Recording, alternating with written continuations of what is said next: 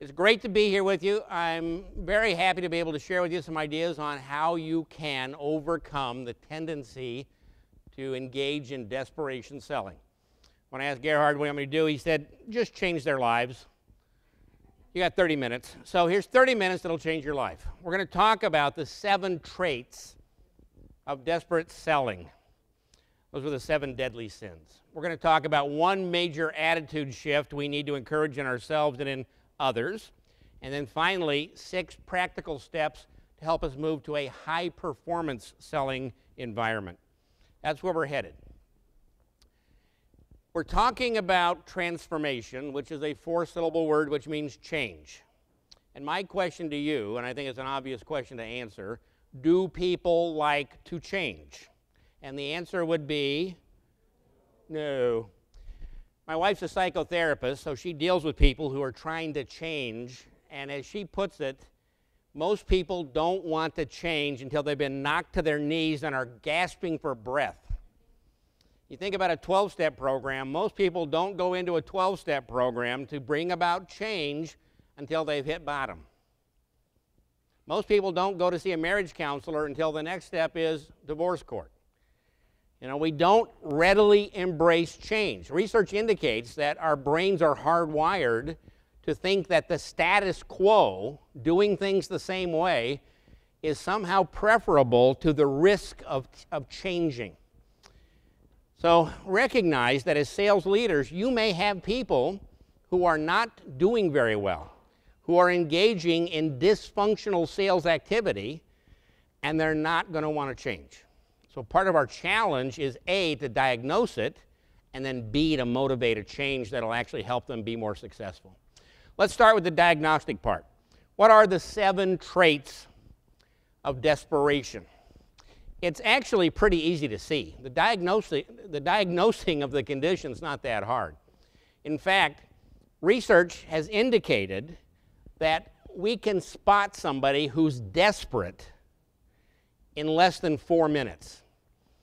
Interesting study done by a guy named Paul Eastwick, who's professor of psychology. He used speed dating as the venue, and he had people fill out a form which essentially uncovered how desperate they were to get a date. And then they all went through the process, and they all, met each other and talked for the, 2 or 3 minutes of a speed dating exercise. And then at the end, they filled out another form, and they had to rate the other people they'd met. Everybody knew exactly who was most desperate, and it correlated exactly what the initial survey had shown, that they were the most desperate. You see it in body language. You see it in tone of voice. You see it in low expectations. I mean, we've all been there to some degree. 3 a.m., everybody's looking pretty beautiful. But we have to rise above that a little bit. So what about sales? When do people get desperate? Well, the 3 a.m. of the sales cycle is the end of the quarter, end of the year. We're not making our number. We're trailing behind where we need to be. We're concerned about getting the bonus. We're not going to make President's Club. We've had a string of rejections. Whatever it is we try, it doesn't seem to work. Customers hate us. Or if you're self-employed, maybe it's just a simple matter of you're running out of money. You can't close the deals, and as a result, you're not getting enough cash to run the business. It can make you feel desperate. And what do you do when you're desperate? Well, one trait is to chase after deals that aren't going anywhere. You feel like you ever done that? You kept investing time and resources into somebody who actually was never going to buy from you. They just happen to like your company. A company recently took the experiment. Their senior vice president of sales, who was new to the organization and who had been charged with boosting revenue, told them, first step, I want every salesperson to delete 15% of all the accounts in their CRM system. Every man and woman in our sales organization must delete 15%. You imagine how that went over. What are you doing to me? How will I make my number? I have fewer opportunities. Guess what happened? Sales went up. Because they were spending time on the bottom element, those bottom feeders who just like to talk to you and like to waste your time and like one more presentation because it makes them feel important, but they weren't going to buy anything. And most salespeople, if they step back and get away from the pressure of closing something and take a look, they know that there are some of those deals out there they should just walk away from. There are some accounts out there, just walk away. So that's one characteristic. We keep putting time and effort into deals that aren't going anywhere.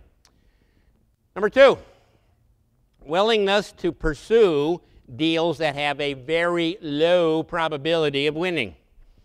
Last week I was working with one of the 3 largest banks in North America. I was talking to the man who runs their proposal operations. He said over the past 6 months we went back and looked. How many times did our qualification screener indicate we should not bother? We had no chance of winning. None, 0. And yet a sales manager intervened and said, no, we have to go after this. I'm confident we can win. So he said, we found that there were 66 times over the past 6 months when a sales manager has overruled what the qualification screener said. Now my question to you, guess how many of those 66 deals they actually won? 0? 1 or 2? The correct answer is 0. Chris, I think that deserves a book. Just to motivate you, we're giving away copies of my book because we can't sell them anymore. So Shannon, congratulations, well done. She gets a copy of The Giants of Sales, the history of modern sales techniques. I think you'll enjoy that. 0 is the correct answer. 66 opportunities. They were forced to write a proposal. Now, I asked them, I said, what's it cost you to write a typical proposal? These are large-scale enterprise banking opportunities, right?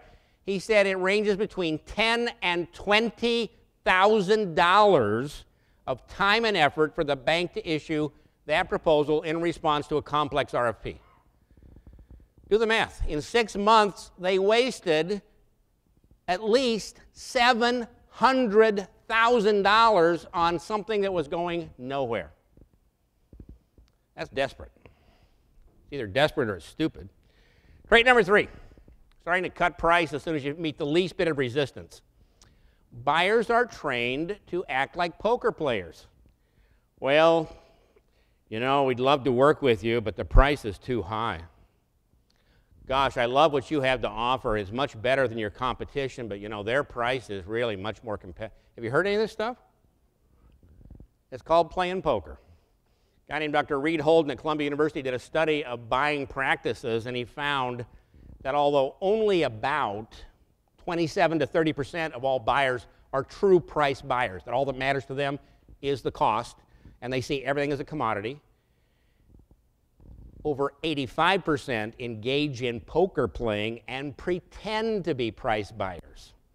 And if we're desperate and we meet with that kind of resistance, we give them exactly what we want. We throw in our cards. We cut our price. All right, raise your right hand, please. Take the scout, where you're all scouts or Girl Scouts, Cubs. You got to put 3 fingers in the air. I don't care which 3. And then cross 2 others. Here's the oath. I will never lower my price without telling the customer I must also remove some of the value from the deal. There has to be a give and take. If you're just cutting the price, what you're telling them is it's a commodity. You can put your hand down now. Thank you. Yeah. Now that's a Boy Scout who went all the way to Eagle, I can tell. Right, number 4, quick move to bullying tactics, high-pressure tactics. I know none of you would do that. It runs contra to everything Lisa said this morning about selling from the heart, selling with a higher purpose. But when you're desperate, all of a sudden we feel like we're in the outtakes from Glengarry Glen Ross, and we're trying to, punish the customer into buying. That business of always be closing, right? Well, if that's the mentality, then I think the second phrase has to be, and always be losing, because people don't like to be bullied into buying anything. Have you ever tried to bully a customer into saying yes? Most of us haven't done that, but if you've tried, if you've told them, you know, this pricing is going to expire in just 2 weeks. You've got to sign now. Or those kinds of tactics which make you feel sleazy and slimy. Did it work? Usually it doesn't.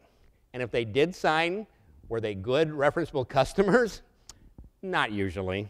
It's not a good way to start out a relationship. Trait number 5. Deadly sin number 5. Fear of contradicting or challenging the customer. Whatever you say, sir. Yes, sir. Yes, ma'am. Whatever you want. Of course. We'll do it exactly the way you say. Yes. Yes, we have done it that way. And it failed. But I'm not going to tell you that. We have to have the courage to challenge their thinking if what we find is they're misinformed or they don't know enough to make that intelligent decision. Our goal is to help customers make smart decisions. And to do that effectively, we need to be prepared to stand up and actually challenge in a tactful, polite way, but challenge. I mean, Kevin talked about the move to challenger sales as a methodology at Xerox. You don't need to subscribe to that particular methodology to see that if you want to be seen as a partner, if you want to be seen as someone who brings added value, you'd better be ready to challenge, contradict, shift the customer's thinking when that's necessary. Number 6, pushing to close too early. We got to get this deal in now. We got to get the deal in this quarter. Chuck was talking about Oracle and how the SKU is typical software SKU. I ran a software company for almost 20 years. I can tell you 10, 20, 30, 40. Doesn't matter when you start your fiscal year. Doesn't matter what you do to change it. 10, 20, 30, 40. Drove us nuts. But if we're trying to get that deal in this quarter, by golly, I've got to get that proposal in front of them right now. And, of course, when we try to close before they're ready to buy, what's the reaction? They sense the desperation. They push back. They want to ask more questions. They want some concessions. Not good. Last one, breaking the maxims of good communication. Pinocchio here wants you to buy. He wants you to buy so badly that he'll tell you anything you want to hear. There's a guy named Paul Grice who was a professor of philosophy at Berkeley. Before that, he was at Oxford. Very, very smart man. But Grice wasn't a professor of, typical areas of philosophy like aesthetics or epistemology or any of those obscure things. He was a professor of the philosophy of language. How do people communicate? And he came up with these 4 maxims, which describe the basic ground rules for communicating effectively. Number 1, what he called the maxim of quality. We could boil that one down. Tell the truth. Be accurate. You want to be a trusted advisor? Doesn't pay to have your facts wrong or to mislead the customer. Number 2, don't over-explain. Tell them what they need to know, but don't go on and on and on. On the other hand, sometimes salespeople don't give enough facts so that we fully understand. It's a tightrope walk, but it requires some discernment and judgment. In my experience, salespeople tend to over-explain on how the product or service works and under-communicate on what it's actually going to do for the customer. Number 3, who cares? The maximum relation. Who does this affect? How are they affected? Why should they care? And number 4, just say it in language I understand. One of the things that too often salespeople forget, and when they're desperate, they tend to lapse into what they know works or what they feel comfortable doing, so they start using jargon. They start using product names as though those names outside the company actually meant something. I was working with a company last week at the end of the week that does software, and their executive summary of their proposal started out with XP27 is a world-class, best-of-breed application that uses database technology in the cloud. XP27. How many here have bought an XP27 recently? So you're familiar with, they assume everybody in the world knows what that is. Half the people in that room didn't know what it was. And that was the first word of the executive summary. So, time for another oath, part 2. Raise that right hand. Here's what I want you to say. I will not try to baffle them with BS or violate them with vocabulary. Are you on board with this? And if you hear your salespeople doing it, we've got to correct them. We've got to gently but firmly give them an electric shock. Oh, no, that's dogs. You train that way. Well, whatever works, okay? All right, any of those symptoms sound familiar? You see some of that behavior time to time? Maybe you've engaged in it from time to time. When you're desperate, you do that sort of thing. So, how do we fix that? 1 attitude correction and then 6 different skills.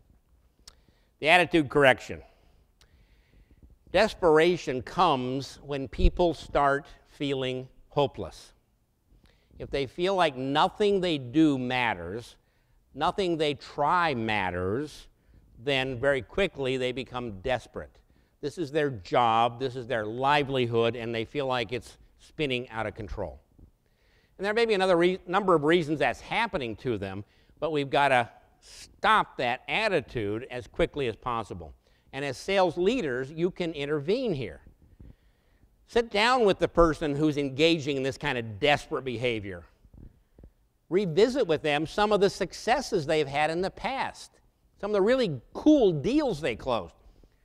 Maybe pull together 3 or 4 in an informal support group to kind of talk through what's going on in the market. Why is it a challenge right now? What can we do differently? Having a steady flow of leads is critical because that gives you hope. There's always a new opportunity out there. And some of the things to encourage, go into that whole work-life balance. And it's very easy for us, I think, as leaders to expect people to want to work as hard as we do. When I owned the company, I would get frustrated because I would show up at 6 a.m. and there'd be nobody in the parking lot. And I'd be leaving at 8 p.m. and there's nobody in the parking lot. Middle of the day, they're all there. But nobody was working as hard as I am. Well, why should they? They had a life. I needed to get one. The reality is people need to have that balance, and we need, even though maybe we are tempted not to, we need to encourage it. Finally, help people learn to love hearing the word no. Now, you're all sales professionals, so you get it, but why should, in this universe of ours, we ever want to hear the word no? Why should we learn to love it? It gets you closer to yes. That answer deserves a book. I hope you like reading. That's exactly right. We all know that when you look at the pipeline, the typical sales pipeline, it's going to narrow, which means there were a whole lot of no's before we got to the yeses.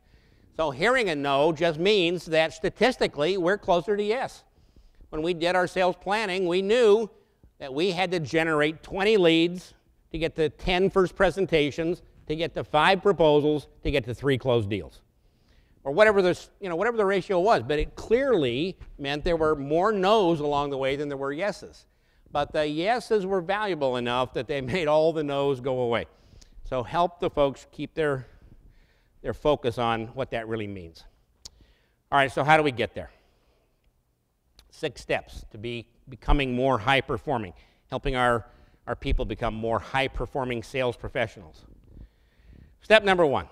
Remind them that they need to establish a foundation of trust with the customer because people tend to prefer to buy from people they trust.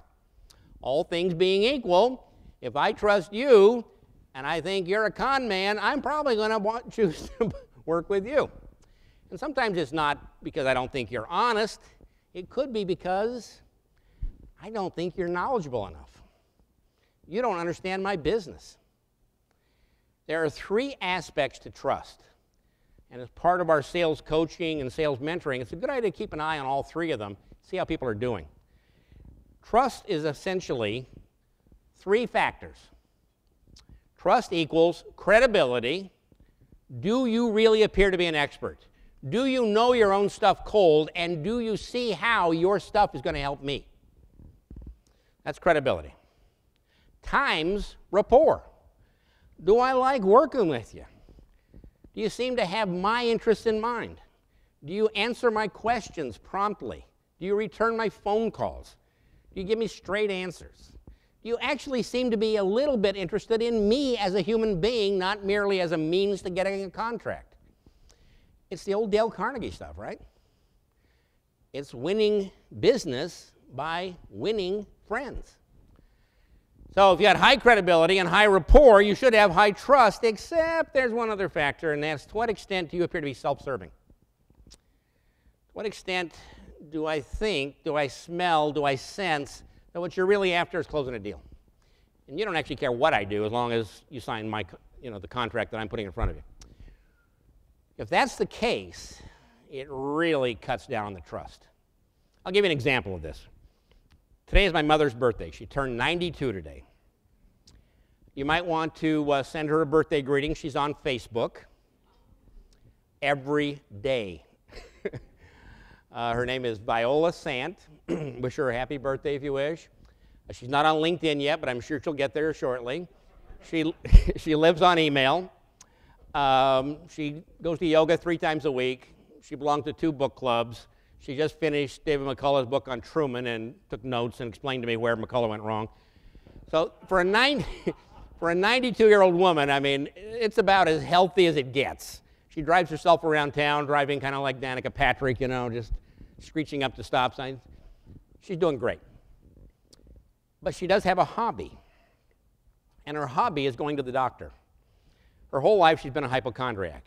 Now it's a little tough for her now because at 92, when she's able to literally sprint down the corridor to help somebody, it's hard for her to then complain about her health when they're on a walker staggering into the dining room.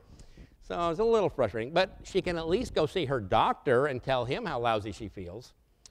Her doctor has a degree from one of the most prestigious medical schools in America. And he is so nice. He will sit and stare at her and listen to everything she says and nod, oh, you poor thing. Here's my problem. Every time she goes and sees him and gets this kind of emotive therapy, he also runs a couple of tests. And the tests typically run a few $1,000s.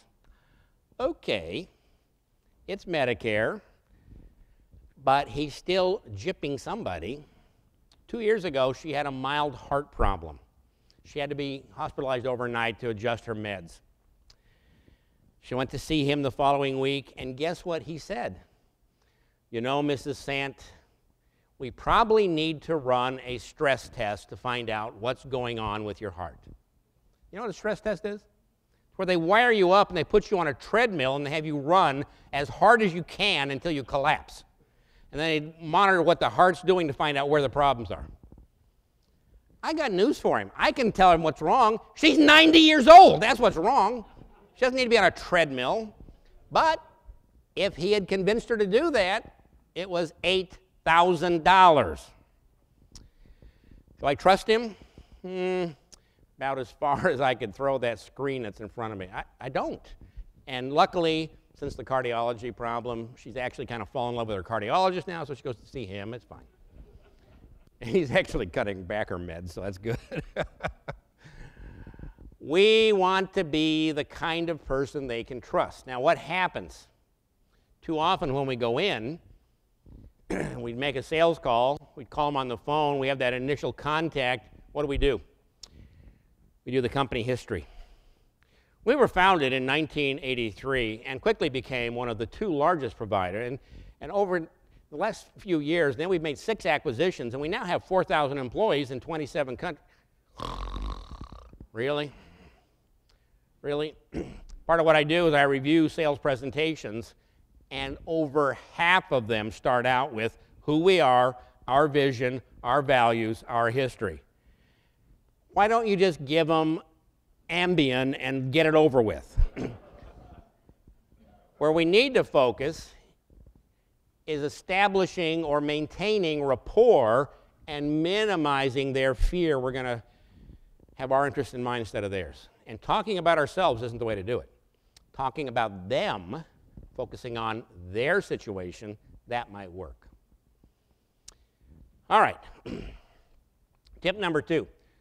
This flows right out of creating trust. Focus first on the decision maker. There's a weird phenomenon in the brain. It's called, in psychology, it's called the primacy principle, and it's part of our cognitive structure. We assume that what we experience first is going to be normative of all future similar experiences. So the first time I engage with you, I assume that it's probably going to be like that going forward. First time I go to a restaurant, whatever experience I have, I assume it'll be that way from that on. Now, most of you probably had statistics in college, and you know from statistics that a sample of 1 is not adequate. In fact, I believe we have to have at least 30 samples. But if you go to a restaurant and you're treated rudely by the host or hostess, and then you sit and wait and wait and wait and wait, and no waiter comes to take your order, and finally somebody walks by and says, "Have you been helped?" And you say, "Not yet." They say, "Okay," and they go back in the kitchen and quit right on the spot.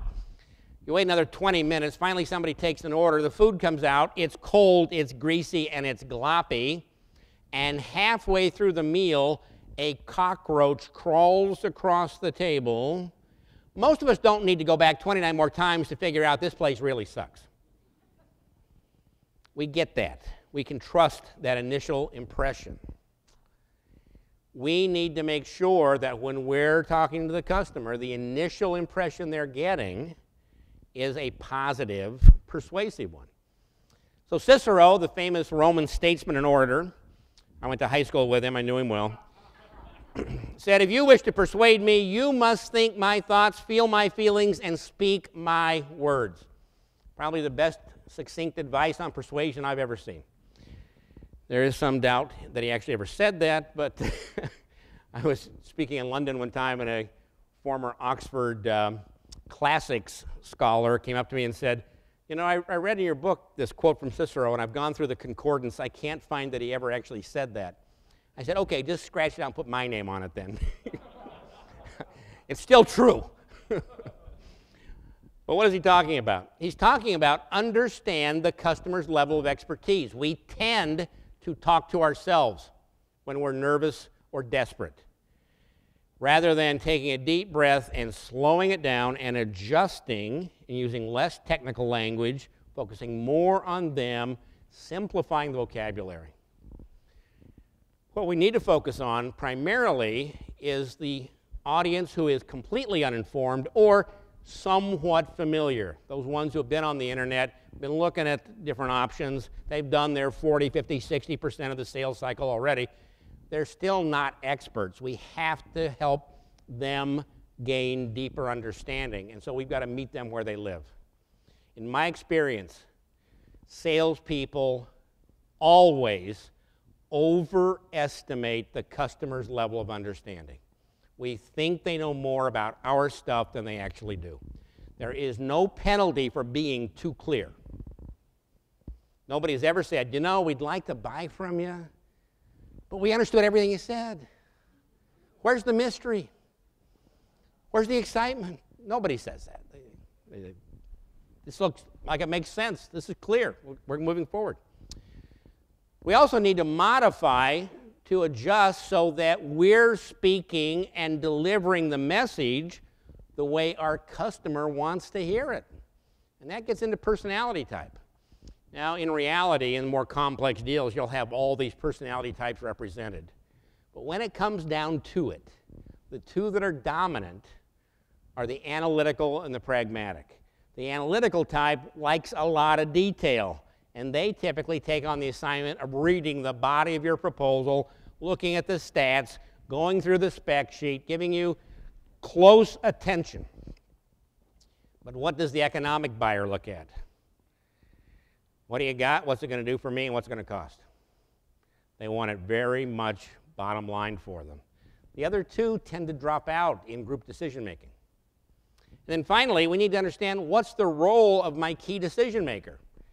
Is he or she the check signer, the economic buyer? Is he or she the user? In which case, operational efficiency and ease of use will be key criteria. Those are the things they care about. Maybe they're a gatekeeper. We just need to be compliant to their rules. Whatever it is, we need to understand where they're coming from. So, fundamentally, we need to remember that decision makers have 3 questions they want answered. Question number 1, are we getting what we need? Starting out with your company history does not answer that question. Number 2, is it even worth doing? In other words, what's the payback? What's the return on the investment?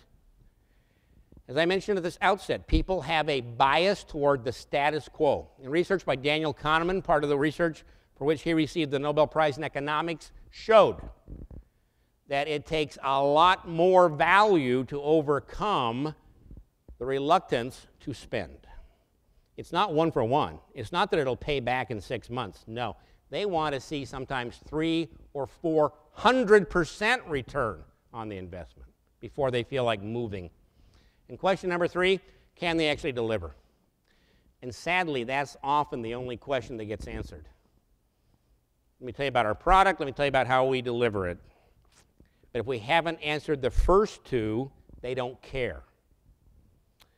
We've got to avoid giving our salespeople canned messages. They need the fluency and the confidence to respond in a conversational way to what the customer cares about.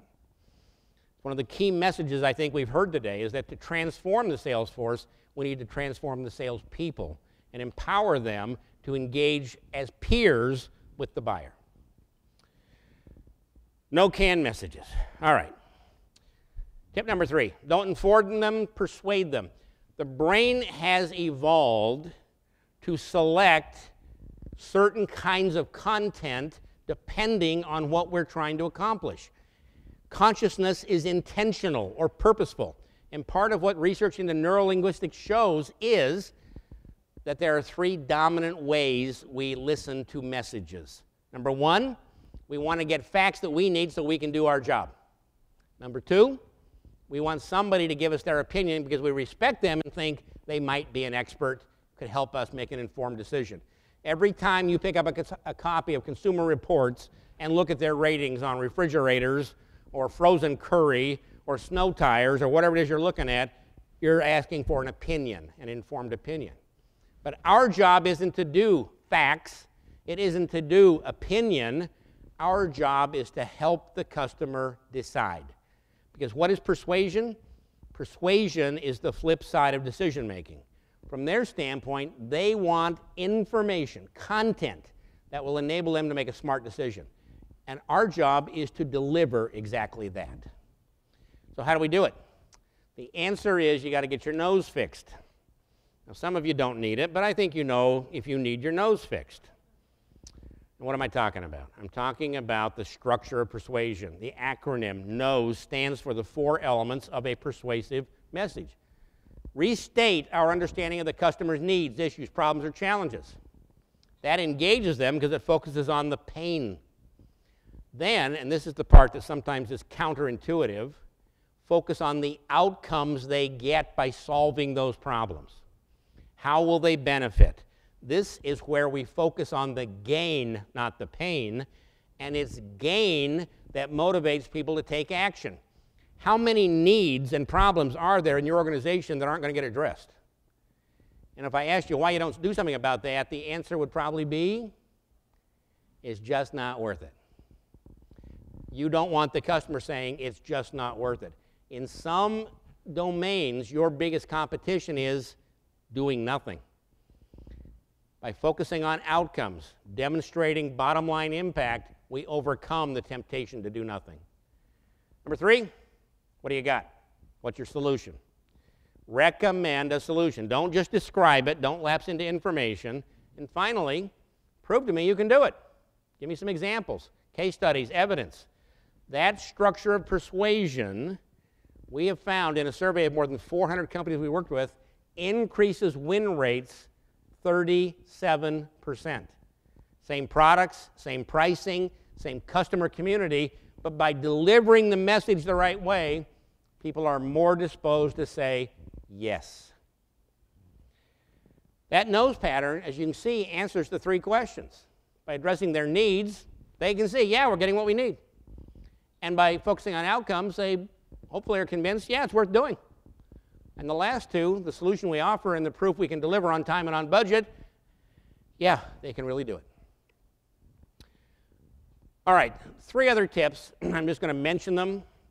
But if you would like more information on these, when we take our break and go out for our mid-afternoon break, if you would drop your business card with Chris, raise your hand if you would, he's at the door there. We will mail you a brief white paper on each of these other 3, but in 30 minutes we just can't cover them all. So number 4, focus on value, not on price. We've got to demonstrate compelling value. Fundamentally, the value proposition we're trying to communicate is this. The value you will get by implementing our solution minus what it's going to cost you is greater than the value minus the cost of the next best alternative, even if that alternative is doing nothing, which has a nominal cost of 0. It's still better. You get more value. If we can convince them that's true, you're going to win. Number 5, get out the roller coaster. What happens in a lot of businesses, larger businesses not so much, but small to mid-size, we generate a lot of leads, we have a lot of opportunity, and we go crashing against them, and we try to close them, and in the meantime, we're not generating any leads, and then we go down to the valley of despair, and we don't have anything to work on, so then we get crazy, and we go out and generate leads, and we go up, and then we've got to stop that. We need to make sure we're focusing on continuous marketing integrated with the sales organization so there's a steady supply of leads. Easy to say, hard to do, but it helps overcome that lapsing into despair and not feeling there's anything out there. And here's the last tip. One of my heroes of all time was John Wooden, the coach of UCLA. And he used to tell his players, go fast, but don't hurry.